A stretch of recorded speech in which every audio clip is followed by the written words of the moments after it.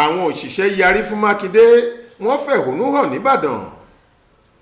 Gádígádí làwọn òṣìṣẹ́ ìjọba ìpínlẹ̀ Ọ̀yọ́ dí ẹnu ọ̀nà àbáwọlé sẹkítẹ́ríàtì ìjọba ìpínlẹ̀ náà pa lọ́jọ́ ajé Monday ọjọ́ 21 oṣù keje ọdún 2023 yìí nígbà tí wọ́n ń fi ẹ̀hónú hàn sí gómìnà ìpínlẹ̀ náà ẹnjiníà Ṣèyí Mákindé látàrí bí ìjọba rẹ̀ ṣe ń yọ owó àwọn.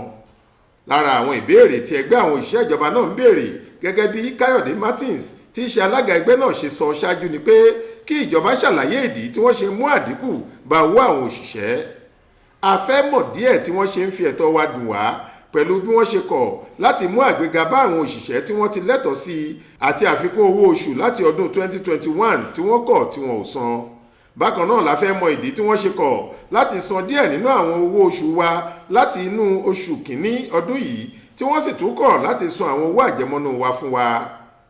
Bẹ́ẹ̀ ni wọ́n fẹ́ mọ ìrànlọ́wọ́ tí gómìnà Mákindé ní láti ṣe fún wọn pẹ̀lú àwọn aráàlú gbogbo láti dín ìnira tí ọ̀wọ́n gógó epo bẹntiróòlù dá sílẹ̀ lásìkò yìí kù. Láti nǹkan bíi aago 6 àárọ̀ ni wọ́n ti dí ẹnu ọ̀nà tó wọ sẹkítẹ́ríàtì ọ̀hún pa tí wọ́n sì ní kí ìjọba san owó ìfẹ̀yìntì àwọn òṣìṣẹ́ láti ọdún 2021 kó sì ṣètò àgbéga àwọn òṣìṣẹ́ láti ọdún 2021 àti 2022.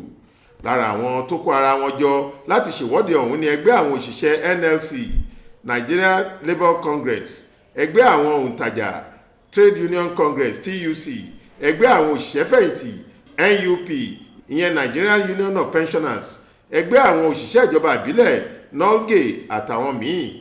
Bó tilẹ̀ jẹ́ pé Mákindé kò tí ì rán ẹnikẹ́ni sí wọn láti bá wọn sọ̀rọ̀ débi tí òun fúnra rẹ̀ yóò yọjú sí wọn, níṣe làwọn èèyàn náà takú. Wọ́n ní gómìnà fúnra rẹ̀ làwọn fẹ́ bá sọ̀rọ̀, àwọn ò fẹ́ kó rán aṣojú sáwọn. Ọláwálé Àjàó ló ṣàkójọ ìròyìn yìí fún iléeṣẹ́ tẹlifíṣàn Aláròyé online. Faith Adébọ́lá ló kà á sétí ìgbọ́ yín.